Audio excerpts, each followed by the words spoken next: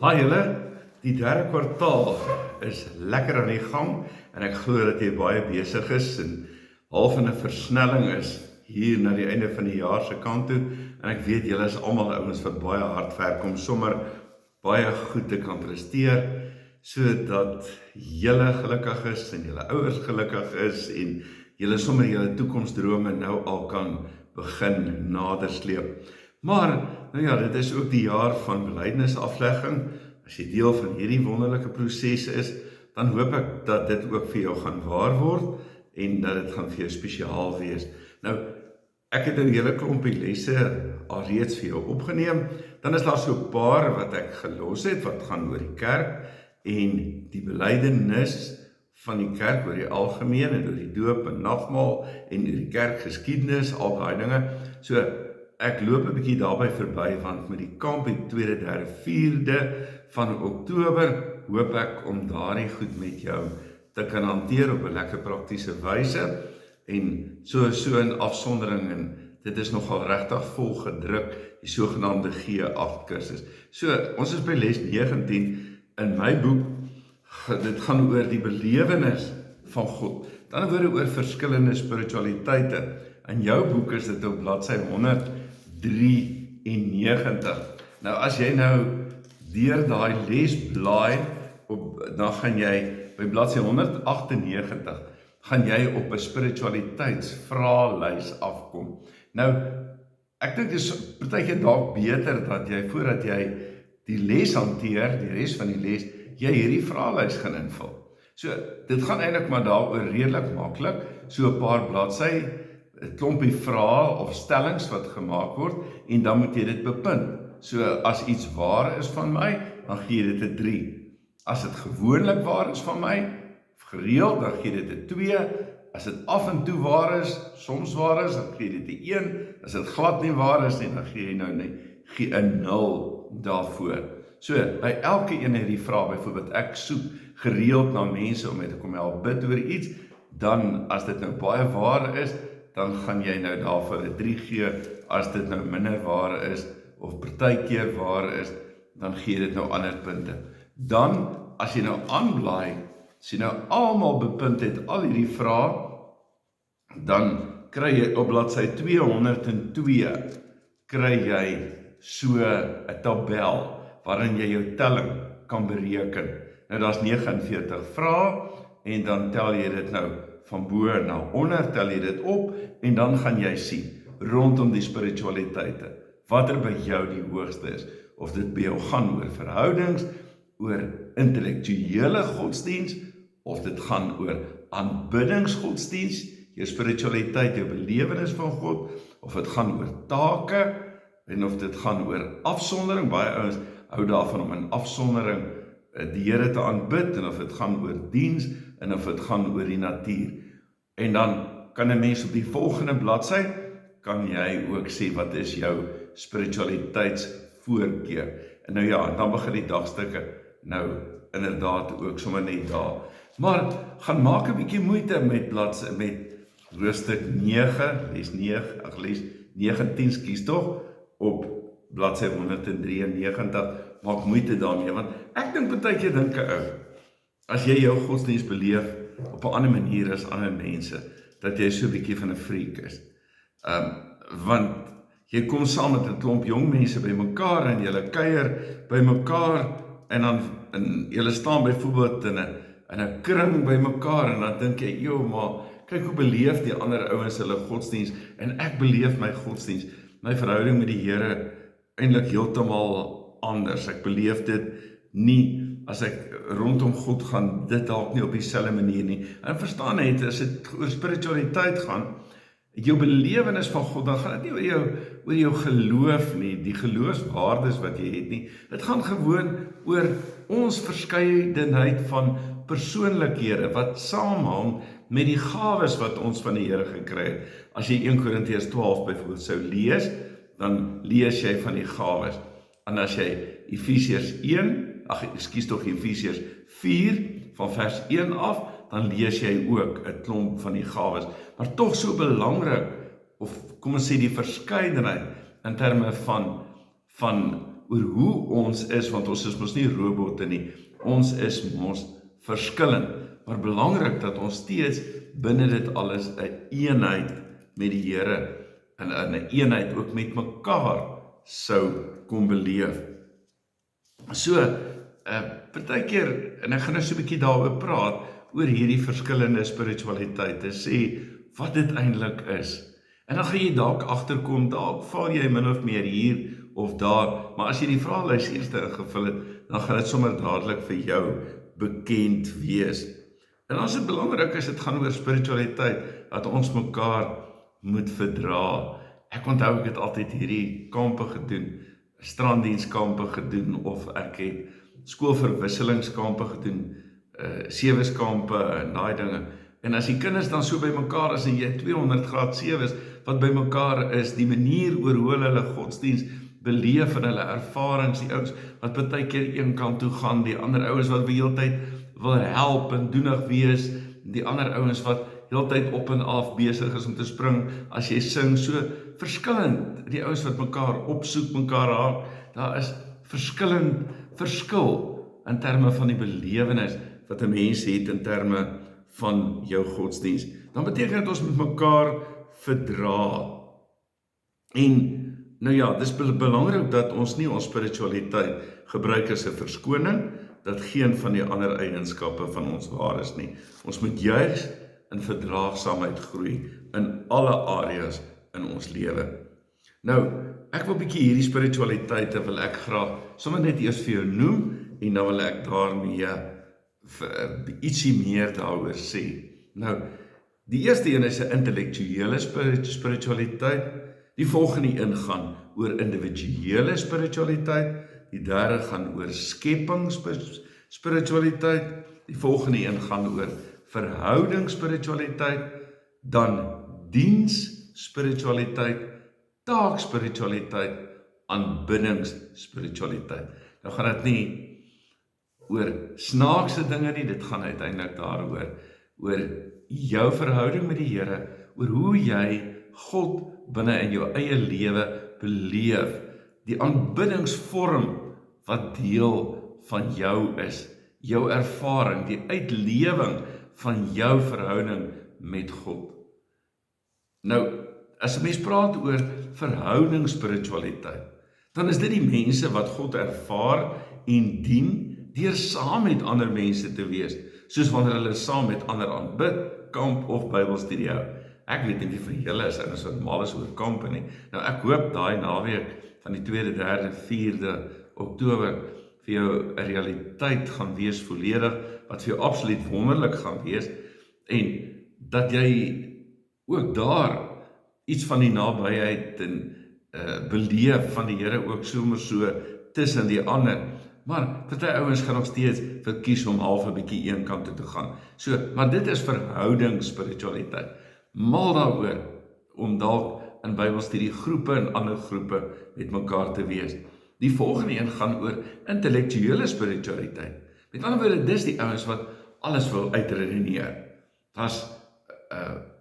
Hulle beleef God eintlik deur in terme van die Bybelstudie wat in baie besonderhede sou gewees het, wat in diepte sou kon ingaan. Nou ek is nou een van daai ouens nogal wat baie met die Bybel kan besig wees en wat 'n voortdurende leerder is, en vir my is dit ongelooflik om besig te wees met studieboeke en allerlei sulke goed, en daarin beleef ek nou nogal regtig iets van ook my aanbiddingswêreld met die Here. Beleef ek die Here binne in die kennis en alles wat 'n mens die hele tyd mee besig is. Soms is daar verskillende van hierdie vlakke waar, want daar's van 'n ander van hulle wat ook vir my waar is. Dan is daar byvoorbeeld 'n aanbiddingsspiritualiteit. So, eredienste en ander aanbiddingsgeleenthede is waar hierdie mense God ten diepste beleef. Kry mense, hy sal nooit uit 'n erediens uit wegbly nie. Binne eredienste waar mense so by mekaar is in aanbidding, dan beleef hulle regtig God. By jong mense is dit nogal regtig baie keer baie waar. Dan het ons 'n taakspiritualiteit. Dis mense wat God beleef en dien deur 'n pad saam met God te stap. wat hoë uitdagings aan hulle stel. Hulle is by alles by die kerk betrokke, organiseer graag geleenthede en aksies, staan vroeg op en gaan slaap laat om alles gedoen te kry. Ek het met stranddienste hulle baie keer beleef. Die verskillendes van hulle, hierdie ouens wat so ongelooflik hard kan werk, hulle storm daarin en hulle gryp die poppenkas en hulle slaan hierdie ding op en hulle begin die klank aandra en hulle begin alles doen. En hulle is die ouens wat die goed in die bus indra. Ja, dis die ouens met die taak spiritualiteit op kampe kry hier vir hulle, wat hulle rondhardloop en heeltyd besig is om die ander te help en skottelgoed te was en elke ander ding. En dan individuele spiritualiteit. Nou van hierdie goed oorvleuel mekaar bietjie. Individuele spiritualiteit is die mense wat God ervaar en dien die beste wanneer hulle alleen is. Mense wat altyd een kant sou gaan sit en Bybel lees en dalk so 'n bietjie sit en staar na 'n plantjie daar. En hulle kan lank en rustig kan hulle oor God mediteer. Mense met hierdie voorkeure toon dan ook ooreenkomste met van die ander, met iemand byvoorbeeld soos rondom iemand wat 'n natuur spiritualiteit het. Ek weet mense praat deesdae nogal geweldig baie oor die hele ding van rondom stil word voor God en tipe van 'n, wil ek nou die woord op die regte manier gebruik, 'n tipe van 'n meditatiewe spiritualiteit waar jy op jou eie is en gaan sit en sommer na iets staar en regtig nou nogal iets van God binne in hierdie wêreld op so 'n manier sou beleef. Volgende een is diensspiritualiteit en nou hoor jy maar sommer, as jy nou praat van diensspiritualiteit, dat dit rondom taakspiritualiteit mekaar nogal raak, maar om diens te lewer aan ander mense veral, jy weet, waar jy vir ander dien. So, dit is natuurlik ook van die gawes, om mekaar te kan ondersteun, mense te kan ondersteun, genade te kan uitdeel aan ander mense. Hulle is mense wat baie groei ook wanneer hulle binne in die kerk werk en diens doen, en hulle soek altyd 'n plek in die gemeente waar hulle iets kan doen en iets vir ander mense ook kan doen. Nou weet ons mos dat die diensknegsgestalte van die Here Jesus ook vir ons waar is, dat hy die een was wat voete gewas het, dat hy met sy lewe mense gedien het, alles. En nou is daar mense wat regtig ook binne in die belewenis van hulle godsdienst iets van hierdie karakter, wat ook baie keer saamhang met die gawes wat 'n mens het die Here sou kon beleef. En dan is daar skepingsspiritualiteit. Nou dis mense wat God byvoorbeeld beleef binne in die skepping. Dis ook iets van my wat byvoorbeeld waar is. Ek is iemand wat baie lief is vir staptoere en berge en see en alles. In my bene en alles dra die merke van val en seer kry binne in berge waar ek rondklouter of wat ook al. En ek was altyd minstens eenmal 'n jaar saam met 'n groep jong mense binne in die berge gewees. En vir my is dit nou nogal wonderlik om sommer by 'n waterval te gaan sit of bo op die berge te staan of onder 'n kraans te staan en op te kyk en so toe en dan iets te beleef van die Here daar en so dan sommer langs die pad so op 'n staproete gaan sit en Bybelstudie te doen saam met almal eerder as wat ek noodwendig in 'n vertrek noodwendig saam met ander mense sou wou doen. So dis beskrywend van die spiritualiteit. En die vraag is dan, wat is jou spiritualiteit voorkeur? Want dis voorkeure. En mense, as mens praat van persoonlikheid, dan praat ons baie keer van persoonlikheid, dit wat ek eintlik enigstens op 'n manier kan meet. Aan die ander keer gaan dit baie keer oor my persoonlikheidsvoorkeure. En hierdie is voorkeure wat in sekere stadiums van 'n mens se lewe ook as gevolg van verskillende omstandighede of die omgewing waarbinne jy dit is, waar dit ook 'n bietjie kan skuif. So die vraag is, wat is jou spiritualiteitsvoorkeur? En dan belangrik dat jy dan daai vraelys invul en dat jy dit daarin ook gaan beleef.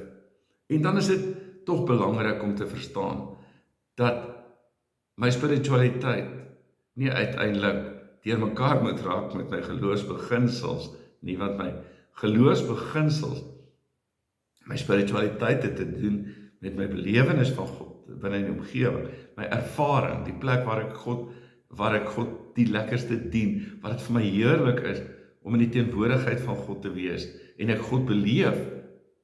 Maar aan die ander kant is my geloofsbeginsels, dit wat ek glo, is iets wat vir my ononderhandelbaar is. En dit word juis binne in my spiritualiteit, dink ek ook daaraan, die geloofswaarhede, wat ek ook veronderstel is, om te leer en om uiteindelik ook te kan ontwikkel.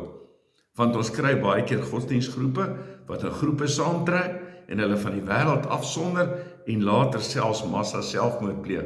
Dit het in die geskiedenis gebeur, wanneer mense hierdie goeders deur mekaar sou maak. Dan is daar ander godsdienstgroepe, wat hulle denke weer so belangrik maak, dat hulle gedagte wêreld en God in mekaar gewewe word. Byvoorbeeld iets soos die Christian Science. En dan is jy lankal nie meer werklik met God besig nie. So die intellektuele beginsel van hulle spiritualiteit word hulle geloofsbeginsel, en dit kan tog nie. En dan is daar ook groepe soos byvoorbeeld die Jehowahse Getuies. Maak spiritualiteit van diens hulle geloofsbeginsel. Dat hulle twee oral besig is om rond te loop, en dit word die geloofsbeginsel naderhand. Wat hulle eintlik moet red, is daardie diens wat hulle dan sou lewer. Deur van deur tot deur uit te deel, dan glo hulle dat hulle op so 'n manier verlossingspunte bou. En verlossing, weet ons, werk nie so nie. Dit werk uit genade. In ander groepe maak die belewenis van die natuurlike geloofsbeginsel. Ons kry dit byvoorbeeld in die sogenaamde white magic groepe. En dan partykeer by sekere charismatiese groepe word die aanbiddingsbeginsel van spiritualiteit hulle geloofsbeginsel. So word hulle 'n hele godsdienst op aanbiddingservaring in die eredienste en ander eredienstbyeenkomste gehou. So, anders jy om te sê, dit word naderhand eintlik my geloof, ek moet God op 'n sekere manier beleef, en terwyl ons weet, dat God se genade van buite, binne in ons waar word, en ek kan nie my geloof, my redding meet, in terme van my belewenis, ervaring nie. Natuurlik is daar belewenis en ervaring in my verhouding, maar ek kan nie my redding vanuit dit uitmeet nie. Nou dit is nou so 'n klompie van hierdie goed, so ek hoop jy geniet dit om hierdie vraelys in te vul en ook daarmee te werk. Kom ek bid saam met jou. Here, dankie dat ons U op 'n wonderlike, besondere maniere kan beleef en kan ervaar, en dankie dat U ruimte maak ook vir ons in ons geloofswêreld. Dankie dat ons ook individueel as mense voor U kan wees, en dat ons vir elkeen ook in ons belewenis vir U belangrik is, want dit gaan tog ook oor verhoudings. Here, seën hierdie jong mense ook in hierdie week, in hierdie tyd, maak dit vir hulle baie spesiaal, Here, om ook te ontdek waar hulle ook in terme van hulle geloofswêreld is, en ons weet dat hulle op die ou ende dat geloof in U so belangrik is, die geloof in Jesus Christus. Here, want ons weet dit wat U sê, Here Jesus, as U sê, dat wie in my glo, het die ewige lewe, dat ons dit altyd ook as 'n geloofsbeginsel met ons sal saamdra. As jy met jou mond bely dat Jesus die Here is, en met jou hart glo dat God hom uit die doodheid opgewek het, sal jy gered word. Help ons om met daardie beginsel altyd deur te bly. Seën ons elkeen in ons individuele wêreld in Jesus naam. Amen. Mooi bly, geniet jou week.